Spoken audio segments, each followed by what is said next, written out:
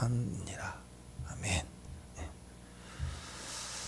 자, 평생에 주님을 붙들고 살아간다 할 때 그 영적 삶이라는 게 그 바리새인들처럼 종교적으로만 주님께 나가는, 그리고 그 율법을 지키지만 율법의 정신은 지 마음대로 해석하고 그냥 율법 행위만 열심히 해야 되는 것처럼 종교적으로만 하나님 앞에 열심으로 나가고 삶은 자기 마음대로 해석하고 정신 없어요. 율법 정신이 아니라 내 정신으로 율법을 지키는 행위, 이렇게 돼버리니까 엉망이 되지 않습니까?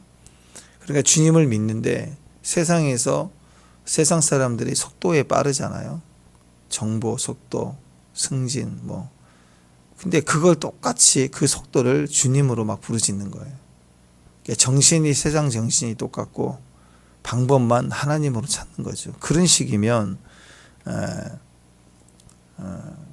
원망을 사고 이기적이고 기도로 열심히 하고 노력하고 충성하는 게 전부 더 빠르기 위한 거예요. 더 빠르기 위한 것이다. 그러면 욕을 얻어먹겠죠. 이기적이고 나만 살고, 기도 내용도 보면 전부 나만 사는 거예요.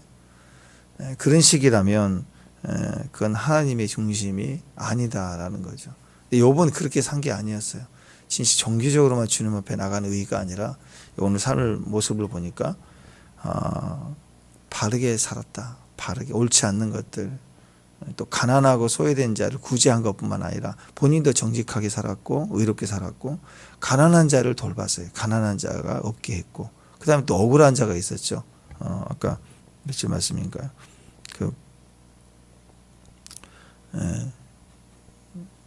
그 빈궁한 자도 이렇게 송사를 돌봐줄 뿐만 아니라 먹을 것도 주고 다리가 되어주고, 그다음에 17절에 보니까 불의한 자의 턱뼈를 부수고 내역한 물건을 그 이스에서 빼냈다. 그러니까 불의한 자, 억울한 자가 없도록 또 힘만 가지고 모으는 게 좋다가 아니라 또 이렇게 힘을 과시해서 그때 힘을 썼다 이거죠. 그래서 모든 사람에게 칭찬을 받고 기대하고 낭망한 자까지 소망을 주고, 필요한 것을 공급해 줄 뿐만 아니라 그들이 소망을 갖게 해주는 존재였다.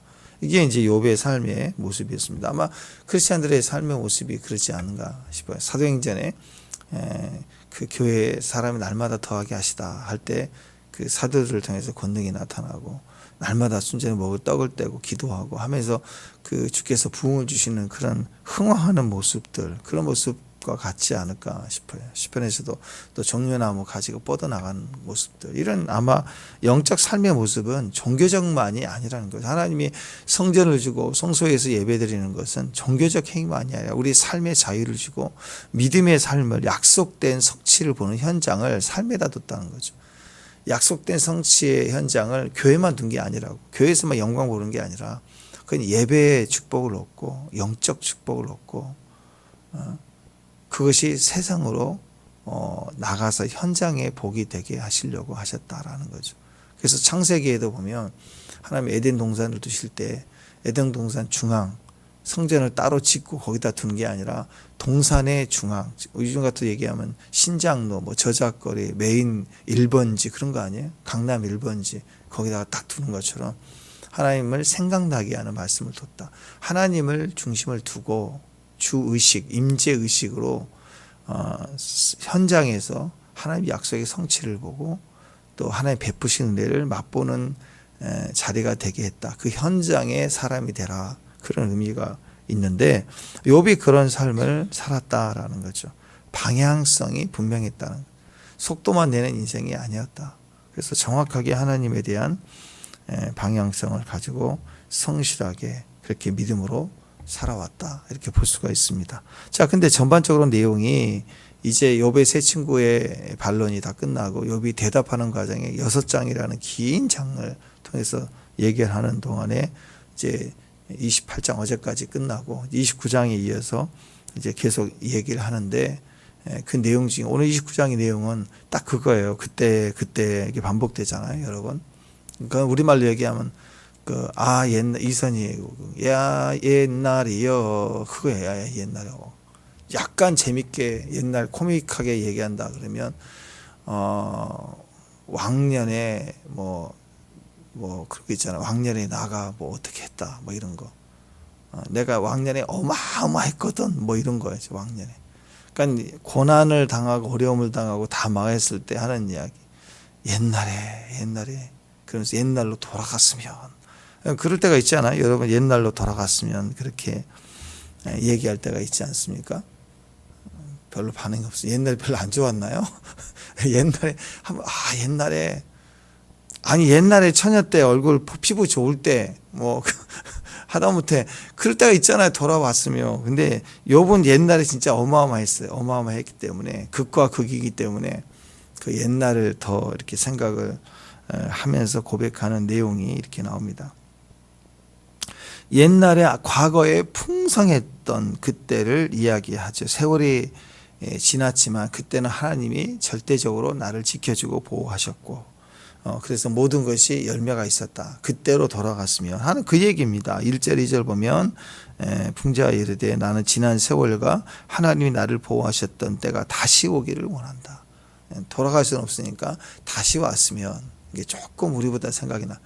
예전에 뭐 왕년에 내가 어마어마했다. 뭐 옛날로 돌아간다. 이런 마음을 갖지만 요번 돌아간다는 개념보다는 다시 그런 때가 왔으면 하는 소망을 가지고 있죠. 어쨌든 욥의 고백은 너무 간절합니다.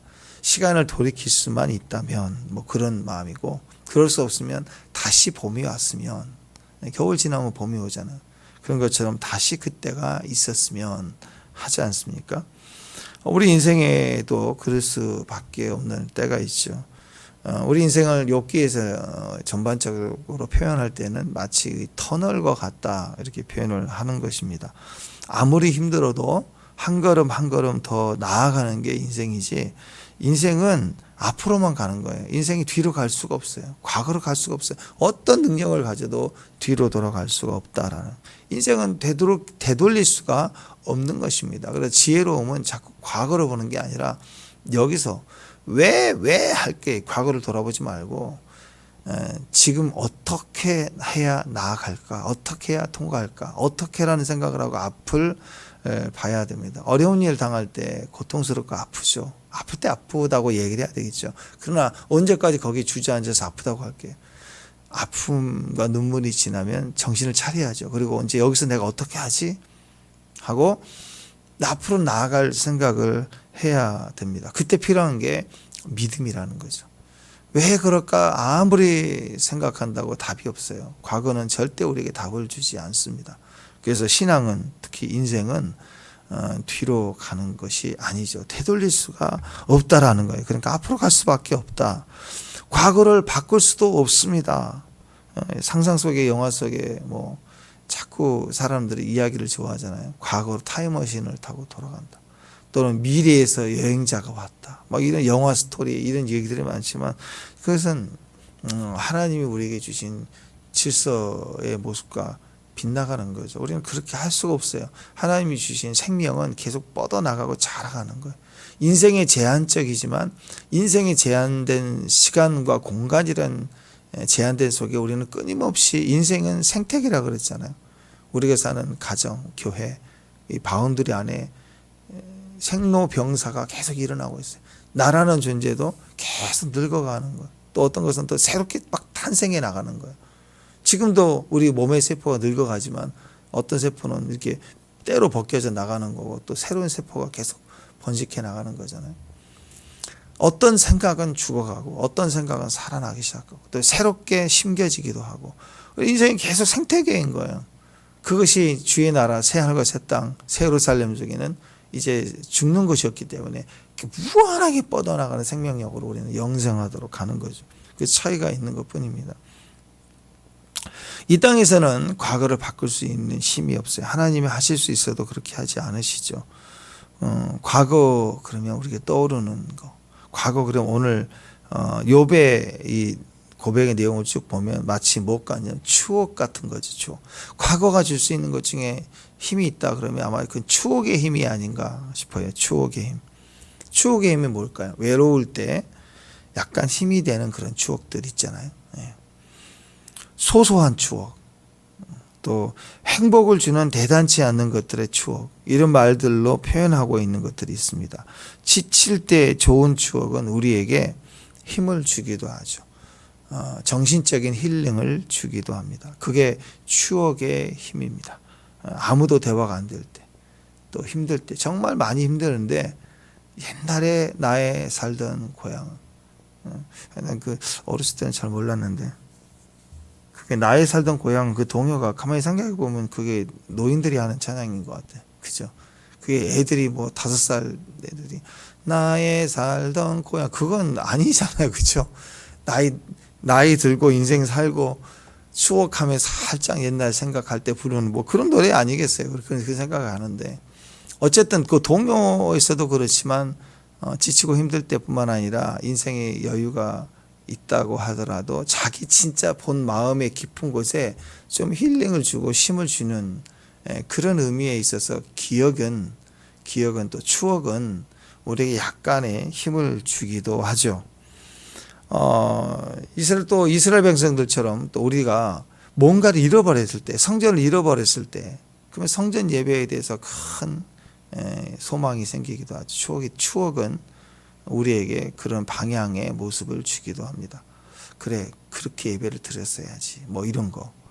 성전을 잃어버렸어요. 나라를 빼앗겨 버렸어요. 포로를 잡혀갔을 때 그걸 또 추억해요. 하다못해 이스라엘 백성들은 애굽에서 종살이 하다가 광야에 왔더니 자유자의 몸이지만 땡볕에서 엉망이잖아요. 그러니까 또 나일 강변에 앉아서 부추로 바베큐 했던 그때를 또 추억하고 그러잖아요. 그것도 추억이라고. 어쨌든 사람은 기억 속에 있는 좋은 추억을 가지고 그 힘을 느끼기도 한다라는 거죠.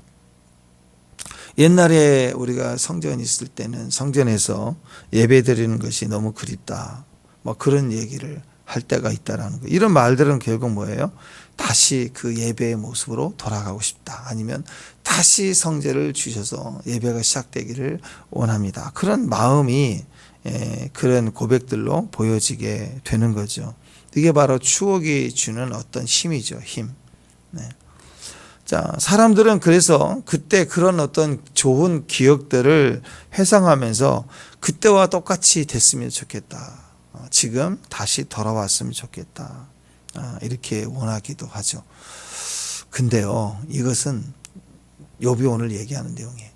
그런 좋은 것이 돌아왔으면 좋겠다라는 것은 희망사항이지, 그것은 신앙이 절대 아닙니다. 절대로 희망사항이에요. 희망사항이 혼자만의 리그이지 그것은 신앙이 아니에요. 그러니까 무슨 말이에요? 주여 그렇게 돌아가도록 해주세요. 막 그 기도하고, 그게 기도 제목을 잘못 삼고 있는 거예요. 신앙은, 기도 제목은 신앙이잖아요. 내가 믿고 아는 것을 기도하는 거잖아요. 추억하는 것이 우리의 신앙이 될 수는 없어요. 신앙일 수가 없어요. 종교는 그럴 수 있어요. 이미지니까. 내가 원하는 것을 구하는 것이니까.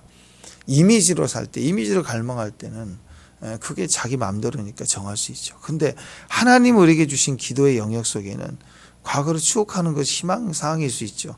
너무 속상하니까 그랬으면 좋겠다는 희망사항일 수 있지만, 하나님이 우리에게 또 살아계신 하나님 앞에 서 있는 믿음의 종들의 기도, 그것은 하나님이 앞으로 약속을 주신 것이 이루어질 것을 보기 위한 기도이죠. 그래, 기도의 영역으로 갈 수 없는 것들입니다. 기억할 것은, 이것은 분명히 신앙이 아니라는 거예요. 그래서 과거를 회상하지만 과거의 체험은 절대로 신앙이 아닙니다. 과거에 알았던 거, 경험했던 거, 누렸던 것은 신앙이 아니에요. 과거에 드렸던 예배가 너무 좋았다 할지라도요. 자, 과거에 내가 왕년에 어마어마한 예배를 드렸다. 어마어마한 은혜를 경험하고 막 생명수가 넘치고 하늘이 쪼개지고 막 천사가 나타나고 했다고 합시다. 얼마나 감사될 일이에요. 그렇죠? 근데 그것을 붙들고 계속 회상하고 말하고 있다고, 그걸 간증이라고 하는데, 거기에 간증이 하나님을 기억나게 하는 것이 아니라 내가 그 체험을 했다는 주권이 내게 있는 식의 간증을 계속하면 종교돼요. 종교. 그 교주되는 거예요. 어떤 이야기를 할 때 내가 주체가 되면 안 돼요. 과거의 경험, 어떤 경험도 그것이 주님이 주체가 될 때는 그 고백 속에 생명이 살아나요. 나도 살고 너도 살고. 그러나 그것을 교묘하게 하나님의 그 역사하심을 얘기할 때 내가 그 사람이야. 나는 천국에 몇 번씩 왔다 갔다 하는 사람이야. 내가 그때는 하늘문이 나에게 왕창 열려서 내가 맨날 들랑달랑했어. 입신했어. 맨날 이런 식으로 얘기하는 순간 들을 것도 없어요. 그건 다 종교예요, 종교. 신앙을 가장한 종교. 자기를 은근히 쓰여서 자랑하고 있는 거예요. 그러니까 여러분, 과거에 어떤 예배를 들었던 간에 그것을 추억하고 그리워하는 것은요, 추억이 될 수 있죠, 조금은. 근데 그 신앙이 아니에요. 그러니까 예전에 제가 그런 얘기를 많이 했는데, 뭐 간증 한번 해보자 그러면 그냥 옛날에 뭐 제가 고등학교 때요, 뭐 제가 중학교 때요 수련회 가가지고 그때 방언 받은 그 얘기만 해요.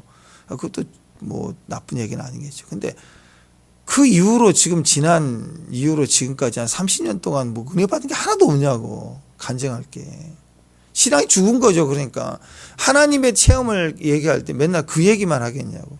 그 여러분이 자꾸 우리가 큐티를 나눠요. 큐티를 나누다 보면 삶이 그냥 하루하루의 삶이 간증이고 주와 만나짐이 있고 내 안에 움직임이 있고 쑥 들어온 게 있고 또 그게 우리 삶의 간증 아니에요. 그렇죠? 그 생명의 관계가 계속 증가되기 시작해요. 과거를 자꾸 추억하고 그때 예배, 그때 경험, 그때 내가 집이 어땠고 뭐 내가 어떻게 살았고 그건 신앙이 절대 아니면 신앙 얘기하는 거 아니에요. 지금 추억하는 거예요. 추억. 이스라엘 백성들이 바벨론 강변에서 부추에 바베큐 먹었다. 막 고기가 좋았는데 그러면서 매출하기도 없냐 막 이렇게 얘기하고 그거 다 원망으로 가잖아요. 원망. 신앙이 아니더라 이거예요. 신앙이. 신앙은 항상 현재예요. 과거에 아무리 좋았는데 그것보다 지금이 좋은 거예요. 지금 현재 presence of God. 하나님의 임재가 지금 너무 좋은 거예요. 너무 행복한 거예요. 과거에 뭐 영광을 누리고 과거에 돈이 많았고 과거에 뭐 떵떵거리고 뭐가 중요해요? 지금은요. 지금은 다 망했어요. 그거 아무 소용 없는 거죠. 과거의 고난도 과거의 성공도 의미가 없어요. 지금 내가 하나님과의 관계. 그분은 살아계신 하나님이기 때문에 그래요. 살아계신 하나님이기 때문에. 그래서 하나님 안에서 우리가 현재 지금 그 중심에 내가 주님을 고백할 수 있는 자리. 그게 믿음이고 그게 신앙이에요. 신앙. 신앙은 현재에 있습니다. 현재. 사실 하나님 나라는 과거, 현재, 미래의 개념이 없어요. 항상 현재예요. 현재. 항상 현재라고 해요. 그래서 신앙은 항상 현재입니다. 믿음도 지금이에요. 구원받을 때도 지금이에요. Now faith is 그러잖아요. 지금 현재 믿음은 바라는 것들의 실상. 믿음은 지금 내가 바라는 것들의 실제적인 이미지다. 실상이다. 그러잖아요. 그러니까 지금 믿음으로 지금 내가 걸어가는 걸음이 있는 게 그게 신앙이에요. 과거는 아무리 좋아도 내가 걸을 수가 없어요. 과거로 돌아가서 어떻게 걸어요? 걸음걸이가 있는 것이 신앙이에요. 지금 내가 뭘 쫓아가고 있는가? 복 있는 사람은 악인의 길을 쫓지 않냐. 그죠? 과거에 어떤 삶의 존재 환경에 현재도 마찬가지예요. 악인의 어떤 동경을 모습을 따라가는 게 아니에요. 쫓아가는 게 아니라고. 그 꾀를 얄팍한 지식을 빨리 가는 방법을 추적하는 게 아니라고. 오만한 자리에 앉지 않아요. 그거 같이 있는 게 아니라 동행이 아니에요. 그것은 딱 끊고 여호와의 율법을 주야로 묵상하며 계속 믿음으로 가는 거예요. 시냇가에 심긴 나무처럼 현재 걸어가는 걸음이 있는 것, 그게 신앙이라고. 시편 1편 보면 그게 걸음걸이 있는 삶을 얘기하는 거 아니에요. 그죠? 그래서 여러분, 신앙은 현재입니다. 걸음걸이 없는 신앙은 아무것도 아닌 거예요. 신앙 같은 거예요. 그것은 영적 얘기를 하니까 뭐 대단한 같은 것처럼 보이지만 걸음걸이가 없는 이야기예요. 옛날 이야기는. 걸음걸이가 있는 이야기는 지금이에요. 지금 어쩌면 여러분 이 새벽에 깨어서 또 걸어온 이게 신앙이죠. 믿음으로. 마음과 상상만이 아니라 실제로 주 앞에 딱 앞에 나와 무릎을 꿇고 있는 것, 이게 걸음걸이라고. 이 신앙이 나를 살려내는 거지, 과거의 추억은, 어마어마한 체험은 우리를 절대 살려내지 않아요. 힘들어도 계속해서 그 자리에 걸음이 있게 하는 것, 걸음을 걸어가는 것, 전진해 가는 것, 그것이 신앙이라는 것입니다. 4절 5절 보면 내가 원기왕성하던 날과 같이 지내기를 원한다. 희망사항이죠. 그때는 하나님이 내 장막에 기름을 발라주셨다. 전능자가 아직도 나와 함께 계셨다. 나의 젊은이들이 나를 둘러 있었다. 옛날의 영광을 상상하는 것입니다. 과거를 회상하는데 그때는 원기왕성할 때 왕년내가 어마어마했거든. 그거죠. 임재도 있었죠. 거기 청년들이 젊은 청년들이 둘러싸가지고 말씀 좀 해주세요. 따르기를 원합니다. 당신 나의 멘토가 됩니다. 얘기해 주세요. 본받기를 원합니다. 존경과 인기가 많았던 그런 때가 있었다라는 거예요. 지금은 애들 자기 자식도 죽고 아내도 욕하고 저주하고 가버리고 다 그런 상황. 버러지처럼 여기고. 그렇죠. 예수님 십자가에 느꼈던 거 똑같은 거 아니에요. 다윗이 느꼈던 거. 욥을 그렇게 느꼈어요. 버러지로 여기, 구더기로, 버러지 다 나왔죠. 똥, 버러지, 구더기. 그거 나오면 인생이 다 나온 거 아니에요? 또 심지어 그 아내는 뭐라고 그랬어요? 아내의 이야기를 정확하게는 안 했지만 그런 얘기죠. 내 숨결도 싫다. 내 숨결 드시는 사람 누구예요? 자기 아내밖에 없지. 존재가 싫은 거예요. 집안에서 저 냄새 안 나도 냄새 난대. 숨결이 싫다. 그렇게 하는 거예요. 얼마나 싫었으면 욥이. 욥은 아무것도 아닌데. 근데 욥이 생각할 때 지금은 그렇지만 옛날에는 젊은이들이 자기를 통해서 지금 70 넘은 노인에게 몰려들었다. 인기가 대단했어요. 존경이 대단했어요. 왜? 문무를 겸비했거든요. 영적으로도 삶을 통해서도 완벽한 사람이었기 때문에. 그런 멘토가 됐다라는 거죠. 그 뒤에도 계속 그때는 계속 이제 나오는 거. 옛날이요. 또 11절에 보면 지나갈 때 사람들이 막 환영해 주고 축복해 주는 거 와서 11절에 보니까 귀가 들은즉 나를 축복하고 눈이 본즉 나를 증언했다. 이게 무슨 말이에요? 나를 보면 막 축복이 돼요. 막 칭찬하는 소리가 그치지 않은 거예요. 나를 보면 막 칭찬하는 소리가 그치지 않아요. 증언을 해줘요. 막 나를. 왕년에 어마어마했다. 그런 거 아니겠어요? 왜 그랬을까? 왜 지나간 사람 다 칭찬하죠? 도움을 줬으니까. 자, 이것을 항상 우리가 성경을 볼 때 예수님으로 비춰야 돼요. 어떤 고난도 나는 감사한데 내 자식이 죽는다는 것만큼은 나는 감당이 안 될 것 같다. 우리 욥기 읽으면서 그런 마음 가질 수 있죠. 그런데 그때 누구 생각해야 돼요? 나는 내가 불강력적으로 그냥 내 아들을 취해간 일을 당했을 때도 감당이 안 될 것 같은 그 상상만 해도 고통스러운데 예수님을 내어주시다. 의도로 내가 내어주신 분이 하나님이라고요. 그렇게 생각을 해야 돼요. 자식이 죽음을 당할 때 고통도 감당 못하는데 내 손으로 내가 내 자식을 내버려야 된다는 거. 이게 말이 되냐고요. 이거 이럴 수가 없잖아요. 근데 그렇게 하신 분이 예수님이라고. 오늘 여기 모습 보세요. 갈 때마다 모든 사람들이 존경하고 환영해주고 젊은이들이 인정해주고 그리고 그렇게 실제적인 삶을 살았기 때문에 존경을 얻는 거잖아요. 그러니까 누구 생각해야 돼요? 예수님. 예수님 3년 반 동안 사역 동안에 갈릴리 무대를 중심으로 모든 사람들이 하다못해 떡 하나도 다 얻어먹었다. 예수님의 존재가 그렇게 다 감사하고 존경하고 억울한 자가 죄인이 몰려다녔잖아요. 근데 십자가 달리시니까 다 등져버리죠. 누구 하나 대변하는 자가 없죠. 왜? 목숨 때문에. 그러니까 예수님조차도 자기들 입장에서는 빠른 길로 삼은 거지 바른 길로 삼은 사람이 그리 없었다는 거예요. 불이익이 딱 오니까 죽을 것 같으니까 잡히면 나도 죽을 것 같으니까 다 등져버리는, 모른 체하고 숨어버리는. 지금 그 얘기를 하고 있어요. 딱 욥이 그 상황에서 저는 십자가의 고난 자리까지 갔구나라고 생각할 수 있어요. 모든 게 다 허무하구나. 전도서도 보이죠. 로마서도 보이고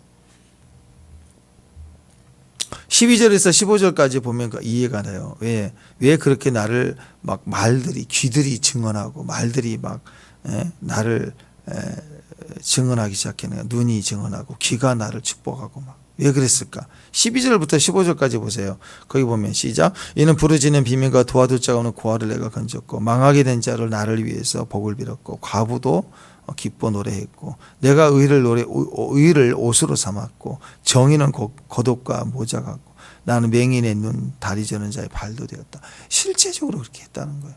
그냥 정치적으로 표받을 때만 뛰는 게 아니고 실제로 그렇게 억울함을 보고 율법 정신이죠. 가난한 적 없게 하고 억울한 적 없게 한 거예요.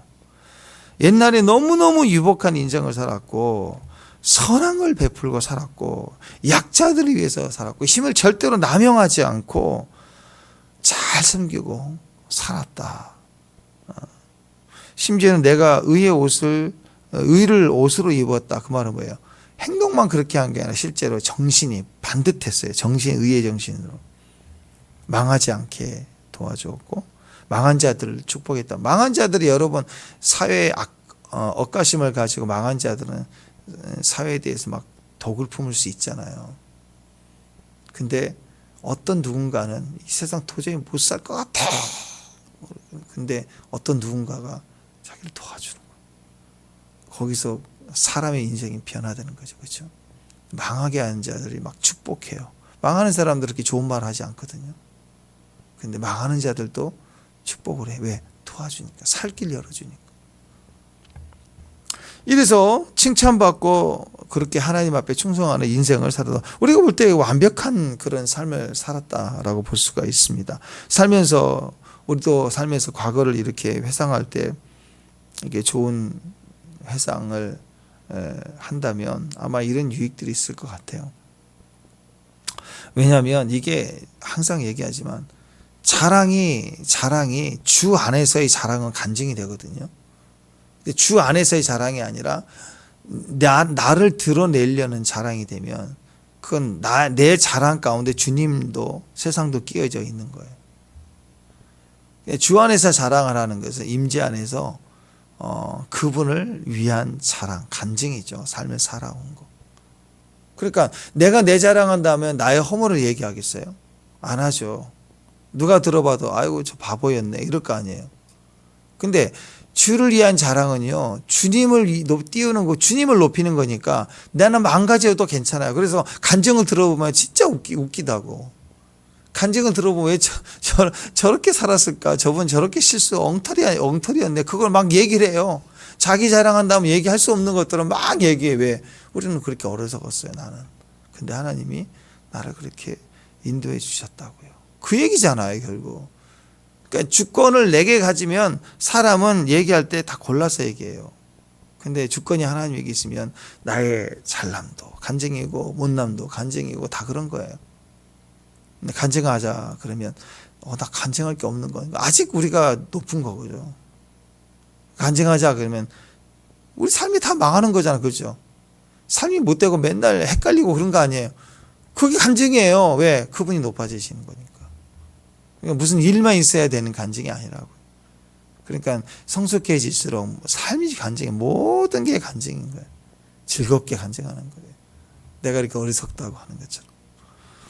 오늘 욥이 그랬던 것처럼 우리도 마찬가지입니다. 그래서 우리가 어떤 이해할 수 없는 큰 고난, 나름대로의 큰 고통을 당했을 때 그때 갑자기 멘붕이 오잖아요.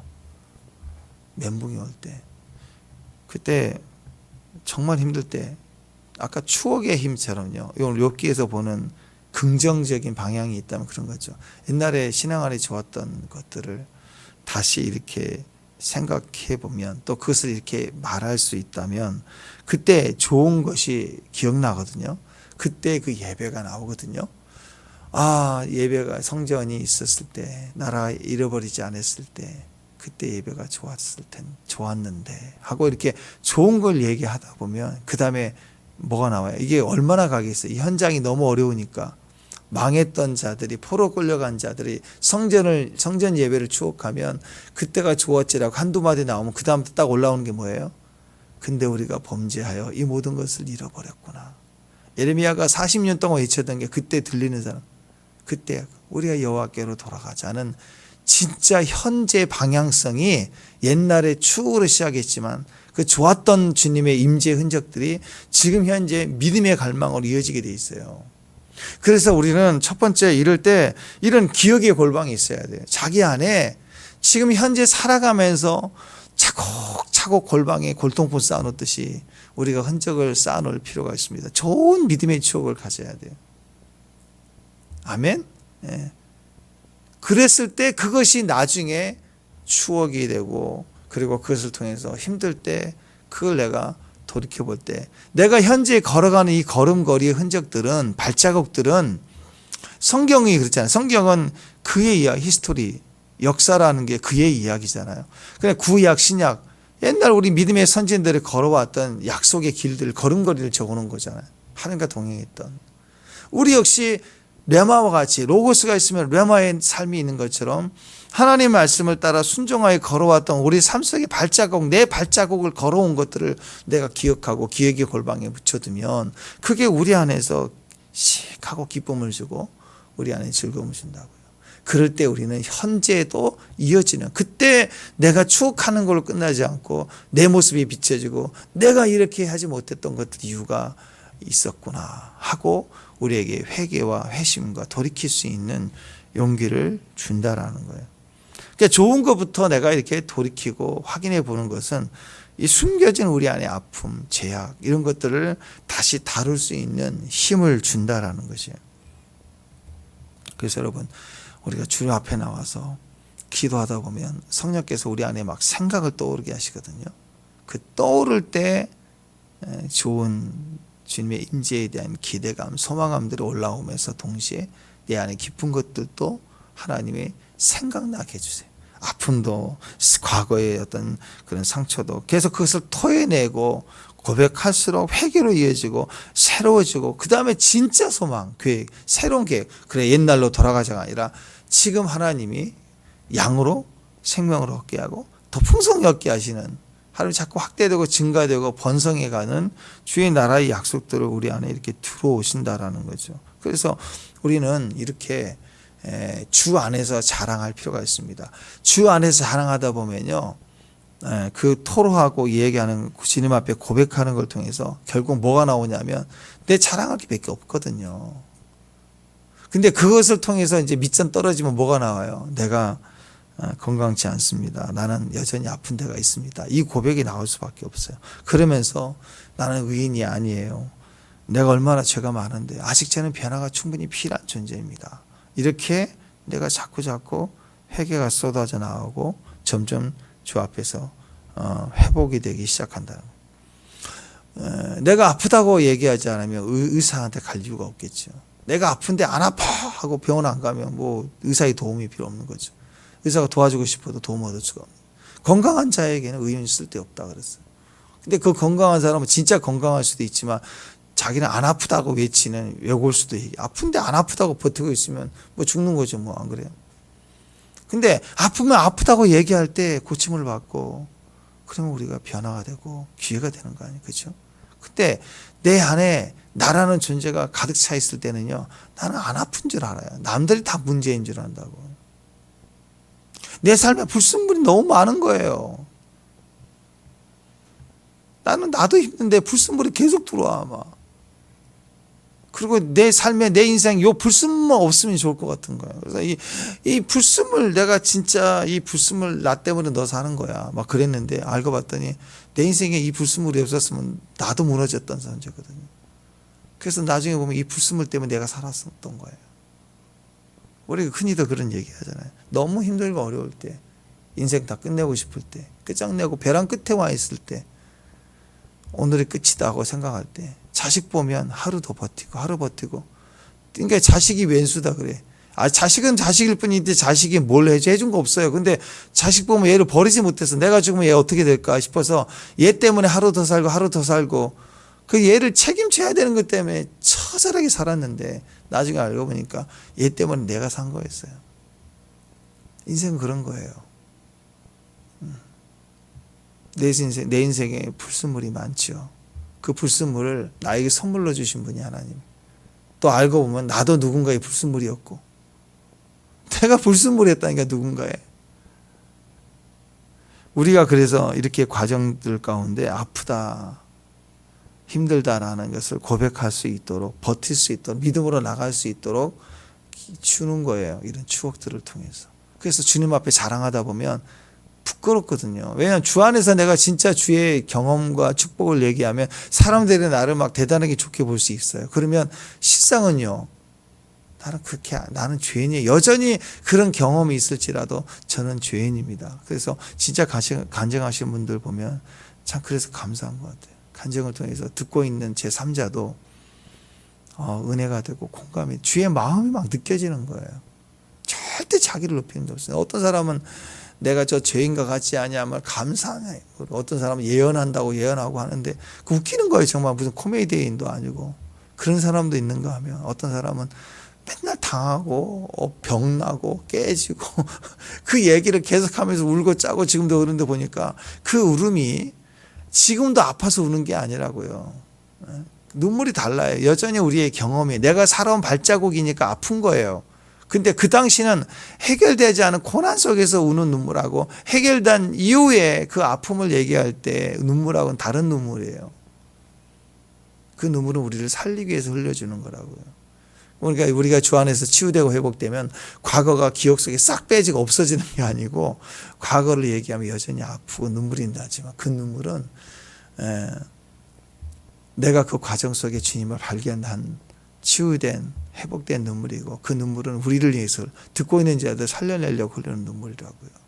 그래서 정말 힘들고 어려운 고난을 당해서 힘든 사람에게는 저도 많이 경험해요. 정말 고통스러운 사람에게는 성경 말씀 들이대도 안 되더라고. 저보고 믿음이 없다 그럴 수도 있지만 제 경험이 그래요. 성경 말씀 주면 도움이 안 돼요. 지금 아픈 사람에게 권사님 기도해야 됩니다. 뭐 40일 하세요. 아무 소용없어요. 그때 보니까 제일 예를 들어서 막 갑자기 무슨 암에 걸렸다 해서 막 인생 다산처럼 다 망가져 있는 사람에게 가서 기도해 산다고 그러고 뭐 기도해 진짜 서로 믿음 없는 거예요. 우리도 믿음 없고 그분도 믿음 없으니까 뒤집어져 있는 거고. 어떤 사람이 제일 힘을 주는지 알아요? 암 말기인 사람이 가가지고 오늘 내일 하는데 믿음에 서 있고 나도 아프잖아. 그 한마디면 힘을 얻더라고. 자기 입도 나는 이제 진단받은 사람, 이 사람 암 말기인데 믿음 안에 서 있을 때 또 그 과정을 다 이겨낸 사람들이 가면 왜 나도 아파봤거든요. 그러니까 이 사람이 진단받을 때 얼마나 아플까. 그래서 같이 울어주고 근데 내가 이렇게 완치가 됐잖아. 하나님 살아계시잖아. 이럴 때 힘을 얻어요. 거기서 방향을 잡아줄 때 말씀이 속도가 되는 거고 들려지게 되는 거고 이렇게 동행이 되는 거죠. 그래서 제가 삶을 보면 진짜 어려운 상황 속에서는요. 그분들을 도움 줄 수 있는 건 지금 어려워 본 그 과정의 그 속을 가진 사람들이 살려내더라고요. 여러분 우리가 이렇게 아파 있는 시간들이 있다는 건 사명이에요. 다 아픈 건 사명이에요. 아프지 않고서는 절대로 사명자가 될 수 없어요. 성경만 봐갖고는 치유자가 될 수 없어요. 신학 공부만 해가지고는 아무 소용없어요. 아무 소용없어요. 아무 소용없어요. 아파야 돼요. 고난 속에 망가져야 돼요. 아마 욥이 이렇게 아프고 바다까지 갔기 때문에 우리에게 욥기서가 계속해서 우리가 호소력이 있고 지금도 우리 안에 힘을 주고 우리가 생각한 걸 다 자세히 오늘 이번에 큐티 해보시면서 제가 삶 속에 이렇게 적나라한 것까지 좀 얘기를 좀 더 했는데 이전에 했을 때보다 들어야 될 소리 다 듣잖아요. 똥 구더기 다 나왔으니 뭘 우리가 들었던 얘기 다 숨결도 싫다. 숨 쉬지 마라 너. 몸 닿는 것도 싫고 바람 소리도 싫고 아주 무슨 짐승 벌레 취급하고 이런 상황까지 다 당하잖아요. 그게 인생이라는 거예요. 그런 자리까지 갔기 때문에 욥기에 이런 구절구절의 고백이 우리를 살려내는 거예요. 여러분 상처는 자랑해야 돼요. 그게 능력이니까. 우리가 하나님 앞에 기도할 때도 마찬가지입니다. 자, 하나님 앞에 기도할 때도 내가 완성된 것 내가 완전한 것 가지고 기도하는 거 아니에요. 기도 자체가 뭐예요? 연약함이잖아요. 내가 다 할 수 있으면 뭘 기도해요? 근데 우리가 기도한다고 할 때는 처음부터 완성된 걸 기도하는 거 아니라고. 우리는 잘 몰라요. 방향도 모르고 지금도 해석도 설명도 안 되는데 기도할 때 기도 제목 어떻게 삼고 기도할 수 있어요? 아픔 중에 정한 기도 제목은요, 방향이 안 맞을 때가 많아요. 그래도 연약하고 부족하고 혼돈된 생각이고 그럴지라 일단 기도는 시작하는 거예요. 완성되지 않고 부족해도 내가 아는 거 그냥 희망사항 같은 거라도 좋으니까 기도는 일단 시작하는 거. 시작하다 보면 자꾸 아래다 보면 자꾸 그것이 계속 고백하다 보면 일단은 뭔가 느낌이 이게 아닌가 하는 게 온다고요. 느낌이 달라진다고. 그때 우리가 우리 자신이 느껴지면서 근본적인 기도의 방향으로 성령이 이끌어가 주시는 거예요. 그래서 회개로 이끌어주고 소망을 주고 말씀을 떠오르게 하고 찬양을 주고 때로는 사람들을 붙여주고 그래서 같이 기도할 수 있는 힘을 주기도 하고 이렇게 하나님 인도에 가신다라는 거예요. 그래서 금식 같은 거 해보면 알잖아요. 3일 금식한다 그럴 때는 막 처음에 시작은 싱싱하게 그냥 내가 원하는 기도 제목 붙들고 외치지만 한 끼, 두 끼 이제 굶으면 기도 먹고 막 너무 배고파서 뒹굴고 막 토하, 쓴물, 어쨌든 쓴물도 나오잖아요. 위에서 막. 그 지치는 거, 피곤하면. 처음에 싱싱했던 기도 제목은 사라지고 그냥 버티는 거예요, 버티고.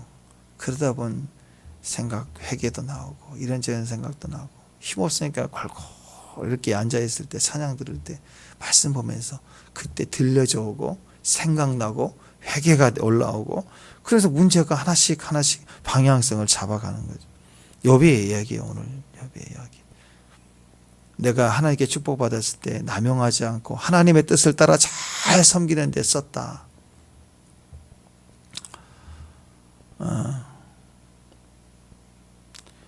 근데 지금 내가 어려워졌다고 나 이거 할 수 있는 건 없지만 어려움 중에서도 나는 할 수 있는 거 얼마든지 할 수 있는 사람이다. 그런 자기 안에 신앙의 발로가 나오는 거예요. 여전히 나는 할 수 있다. 그런 소망을 점점 얘기하고 있어요. 우리가 제일 할 수 있는 거, 우리 뭐 여러 가지가 있지만 우리 세 가지 우리 교회 얘기하잖아요. 예배, 기도, 선교, 중보자, 예배자, 또 기도자. 어떤 곳에 가든 시작을 예배를 한다. 예배하기 위해서 왔다 갔다 한다. 기도, 현장의 기도, 삶의 기도이잖아요. 그 다음에 선교까지 가는 거. 이 세 가지 항상 얘기하잖아요. 하나님께 축복과 은혜를 주면 예배의 기회로 삼아야 돼. 그냥 그거 가지고 설칠 생각하지 말고 주는 자리에 감사. 또 기도 무슨 일을 만나든지 기도할 수 있는 무릎. 그 다음에 계속 움직여야, 기도만 하고 있으면 안 돼요. 움직여야 현장의 사람이 되라. 이웃을 살피고 담장을 넘어가고 저 선교까지 가야 돼요. 구제와 선교 나가야 돼요. 사명으로 연결해. 어떤 축복을 주면 축복을 예배의 기회로 삼고 또 기도의 기회로 삼고 선교의 사명의 기회로 삼아서 가지고 간다는. 그래서 기도, 예배, 또 선교라는 사명을 갖는다면 이게 형편이 좋았을 때 축복을 줬을 때뿐만이 아니라는 거죠. 축복합니다. 네, 고난이 와서 아무것도 할 수 없어. 나는 아무것도 할 수 없어요. 내가 너무 고난을 당해서 내가 아무것도 할 수 없어요. 거짓말하고 있어요. 아무것도 할 수 없어라고 말은 하잖아요, 지금 또. 그러니까 아무리 할 수 없어도 병원에 앉아 있어도 누워 있어도 말은 할 수 있잖아요. 그 말로 그 자리에서 예배, 무슨 일을 찬양할 수 있잖아. 예배할 수 있잖아. 병실에서 예배, 골방에서 예배뿐만 아니라 병실에서도 예배. 바울과 실라 두들겨 맞고 감옥에 한밤중에 집어 넣었는데도 예배하잖아요. 중보할 수 있잖아요. 감옥에서 영혼 살려내잖아요. 할 수 있어요.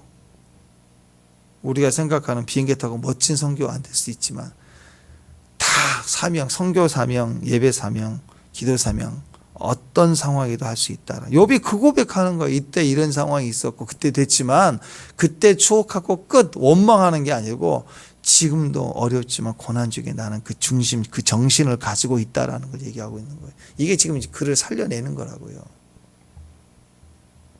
곰곰이 생각해 보면 다 잃어버린 것 같아요. 또 할 수 있는 게 있다라는 거, 있다. 아멘? 우리 신앙이 어떤 고난 속에서도 할 수 있는 게 있습니다. 그래서 이렇게 욥은 계속 얘기하죠. 내가 알고 가냐, 믿고 가지. 믿는 걸 계속 얘기해야 돼. 그게 기도예요. 그게 예배예요. 믿음의 예배. 또 믿음으로 감당하는 사명. 그 믿음의 사명을 가진 자는 있을 때도 있지만 망할 때도 가능하다는 걸 얘기하는 거예요. 이대로 멈출 수 없다. 하나님 내게 기회를 주신다는 소망으로 오늘 욥이 치고 나간다. 고백이 이루어진다라는 것입니다. 계속 얘기했잖아. 내가 재산이 이렇지 신앙이 이랬냐? 아니다. 나 믿음. 욥의 친구들은 너 그때 그거 뭐 했지만 너 무슨 죄가 있어서 망한 거고 네 형편을 봐. 네가 하나님 저주를 받은 거지라고 했을 때 욥이 계속 얘기하는 것은 그때 내가 했던 것은 믿음이 있어서 했던 거고 지금도 너희 눈에는 잃어버려서 아무것도 할 수 없다고 생각되지만 나는 지금도 할 수 있어. 왜? 정신을 잃어버린 게 아니니까. 신앙을 잃어버린 게 아니니까. 그 얘기를 하고 있어요. 이게 욥이 얘기하는 우리와 다른 점입니다. 그래서 있을 때도 충성, 망해도 할 수 있는 게 있는 것에 대한 제한적이지만 그 안에서의 충성. 그게 진짜라는 거예요. 진짜. 축복합니다. 여러분이 너무 잘 되셔도 새벽 아멘. 아멘. 하루 영성. 정말 어려워도 하루 영성이에요. 오늘 어제 끝, 오늘 새로운 시작. 눈 뜨면 새벽 예배, 눈 떠서 주님 보이면 할렐루야. 그때까지 하루 영성으로 나오는 거죠. 그 믿음의 자리를 모든 간증 속에서 싱싱하게 살아내고 또 걸어다니는 걸음걸이를 가지고 계시는 현장의 사람 되시기를 주님의 이름으로 축원합니다. 기도하겠습니다. 하나님 감사합니다. 하나님 말씀과 늘 동행하는 그 걸음걸이, 과거의 추억의 환상, 그런 어떤 추억거리의 추억이 아니라 그때도 믿음이고 지금 어려워도 믿음이고 더 주셔도 믿음이고 항상 믿음의 걸음이 있는 주의 종들이 되게 하옵소서. 예수님의 이름으로 기도합니다.